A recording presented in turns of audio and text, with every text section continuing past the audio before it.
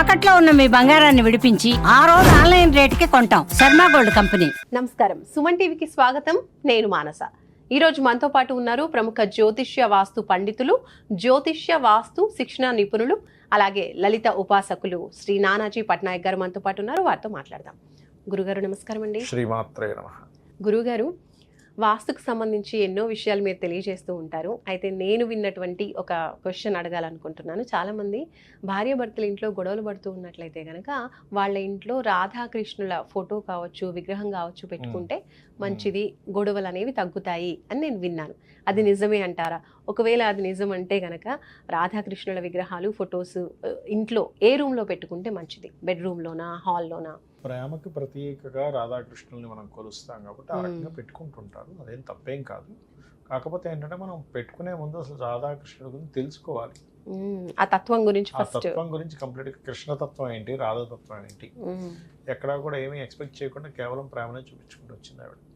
ఆ తత్వాన్ని మనం తెలుసుకొని ఆ తత్వాన్ని ఆకలింపజేసుకోవాలి. ఇంకోటి, రాధాకృష్ణుల ఫోటో ఎప్పుడూ కూడా మీరు వాయువ్యానికి ఉత్తరానికి మధ్యలో పెట్టండి. అది అట్రాక్షన్ జోన్స్ అంటాం. అయితే ఇంట్లో మరీ చిన్న బాగా అప్పుడే ఇప్పుడు కొంతమంది పిల్లలు ఉంటారు 15-14 ఏళ్ళ వయసులో ఆడపిల్లలు. అలాంటి పిల్లలు ఉన్నప్పుడు మాత్రం కొంచెం జాగ్రత్తగా చూసుకోవాలి. ఎందుకంటే ఆ ఇంట్లో కనుక వాయువ్యంలో బాత్రూమ్ ఉండి ఈ రాధాకృష్ణులు, లేకపోతే రాధాకృష్ణుల ఫోటో వల్ల పెద్ద ఎఫెక్ట్, నెగిటివ్ ఎఫెక్ట్ రాదు. కానీ కొంతమంది తెలియక తెల్ల గుర్రాల బొమ్మలు పెడతారు ఉత్తర వాయువ్యంలో. తెల్ల గుర్రాలు పెడితే ఏమవుతుందంటే అది కోరికల్ని పెంచేటువంటి స్థానంగా అవుతుంది. మనం గృహంలో ఒక వస్తువు ఒక దగ్గర పెట్టినప్పుడు చాలా మంది ఏంటంటే ఏదైనా ఒక వస్తువు పెట్టినప్పుడు ఏమంటే అది ఇటు చూస్తుందంట, చూడడం కాదు, యాక్చువల్గా అది పర్టికులర్గా అది ఎనర్జైజ్ చేస్తుంది ఆ యొక్క దిశని. ఆ రకంగా రాధాకృష్ణుల ఫోటో ఇద్దరి మధ్యన అట్రాక్షన్ లేదు. కొంతమంది చూడండి, భార్యాభర్తలకి పెళ్లి, ఆడకి స్త్రీ పురుషుడికి పెళ్లి చేసిన తర్వాత వాళ్ళిద్దరి మధ్యన సరైనటువంటి అవగాహన కానీ వాళ్ళ అట్రాక్షన్ కానీ సరిగా ఉండరు. అలాంటప్పుడు మనకి శాస్త్రంలో అది అట్రాక్షన్ ఇచ్చేటువంటి స్థానం ఏది అంటే ఉత్తరానికి వాయువ్యానికి మధ్య స్థానం ఉత్తర వాయువ్యం అని చెప్పారు. అయితే దాన్ని మీరు పర్ఫెక్ట్గా ప్లాన్ గీసి చక్రం ఎన్ని డిగ్రీలు తిరిగింది తీసి చూసుకోవాలి. అంతేగాని రఫ్గా మీరు ఇది ఉత్తర వాయువ్యం అనుకుంటే, మీకు ఉదాహరణకి టిల్ట్ అయింది అనుకోండి ఇల్లు, అది ఒక్కోసారి వెనక్కి వెళ్ళిపోతుంది, లేకపోతే అటే వెళ్ళిపోతుంది, ఉత్తరం వైపు వెళ్ళిపోతుంది. అది చూసుకోకుండా పెట్టడం వల్ల దానికి ఎటువంటి ఫలితం ఉండదు.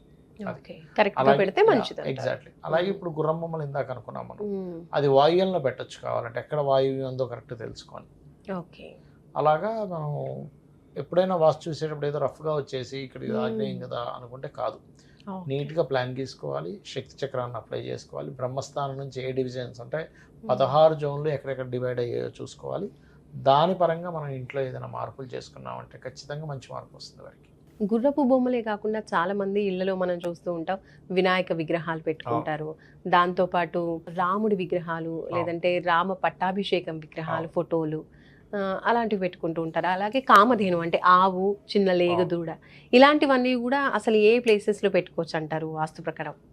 మంచి ప్రశ్న వేశారు. ఫస్ట్ ఆఫ్ ఆల్ ఏంటంటే ఇక్కడ రాముడు పట్టాభిషేకం బొమ్మ చాలా పవర్ఫుల్ అండి. అది ఎలా అంటే మొత్తం పరివారం ఉన్నటువంటి అందరు దేవతలు ఉంటారు ఉన్నట్టు ఉంటుంది కనుక మీరు తూర్పు భాగం మొత్తం మీ ఇంటికి ఈస్ట్ ఉంటుంది కదా, అంటే సూర్యుడు ఉదయించే స్థానంలో ఈస్ట్ వాళ్ళకి లోపల వైపు ఎగ్జాక్ట్లీ ఈస్ట్ సెంటర్ ఎక్కడ వచ్చిందో చూసుకొని అక్కడ కనుక రాముడు పట్టాభిషేకం బొమ్మ పెడుతూ ఆ బ్యాక్గ్రౌండ్ అంతా గ్రీన్ ఉండాలి, వాళ్ళంతా కూడా ఉంటే కనుక అప్పుడు ఏమవుతుందంటే అది కమ్యూనికేషన్ ప్లేస్ అంటారు. పూర్వశతు సభాగారం చెప్పడం జరిగింది శాస్త్రంలో. కాబట్టి అక్కడ సహజంగా ఏంటి సిట్టింగ్ ఏరియా చేసి కూర్చోండి, అక్కడ ఏదైనా కూర్చునేటువంటి ప్రదేశం ఏర్పాటు చేసుకోండి అని చెప్పారు వాస్తులో. అలా ఉన్నప్పుడు ఇంట్లో వాళ్ళకి ఉండేటువంటి మిస్కమ్యూనికేషన్స్ తగ్గుతాయి చాలా మటుకు. ఇప్పుడు చూడండి, చాలా మంది ఇళ్లలో మా అబ్బాయి మా మాట వినడు, అమ్మాయి మాట విందో అని బాధపడుతూ ఉంటారు. అలాంటప్పుడు ఇది కనుక చేసుకుంటే తల్లిదండ్రుల మాటలు పిల్లలు వినడము, పిల్లల మాటలు అంటే పిల్లలు చేసేటువంటి తల్లిదండ్రులకు అర్థం అవ్వడం అనేటువంటిది జరుగుతూ ఉంటుంది. ఎగ్జాక్ట్లీ అది పాటించాలి.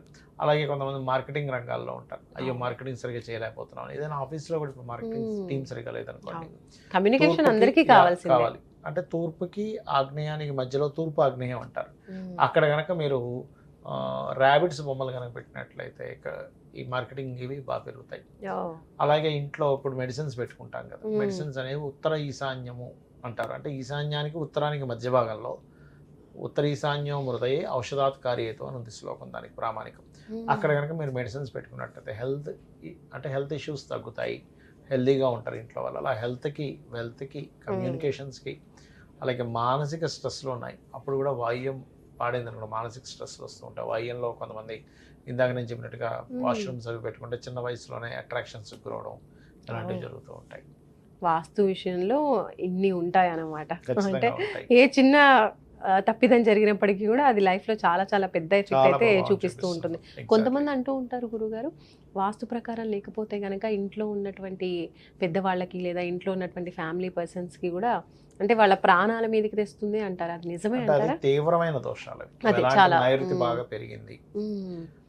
లేకపోతే వాయువ్యం బాగా పెరిగింది అంటే దక్షిణ నైరుతి కానీ పడమర నైరుతి కానీ బాగా పెరిగితే నైరుతి రాహు స్థానం అంటారు. మ్మ్.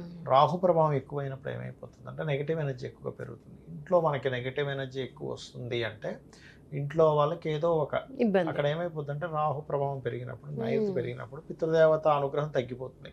అవును. మన వంశాన్ని అభివృద్ధి చేయడానికి పితృదేవతల అనుగ్రహం మనకు కావాలి. కావాలి. అలా ఎప్పుడైతే అది పెరిగిందో మ్మ్.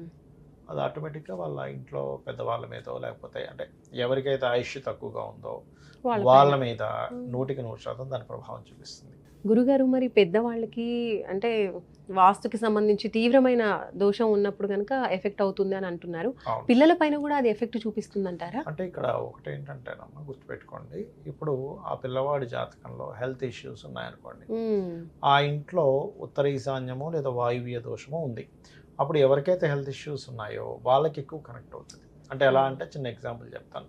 ఇప్పుడు అందరూ కలిసి ఒక ఎక్కడో వర్షంలో ఎక్కడికో వెళ్ళారు. మ్మ్. అందులో వీక్గా ఉండే వాళ్ళకి కొంచెం వర్షంలో తొందరగా తడిచినా effect అవుతుంది. తొందరగా వాళ్ళకి కోల్డ్ కాఫ్ వస్తుంది చూసారా.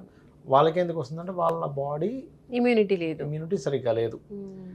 అది ఎలాగో వాళ్ళ పర్సనల్ చార్ట్స్లో ఎవరికైతే హెల్త్ ఇష్యూ వచ్చిందో హెల్త్ ప్రాబ్లం ఉంటే ఆ ఇంట్లో వాళ్ళకి ఎక్కువ ఎఫెక్ట్ ఉంటుంది.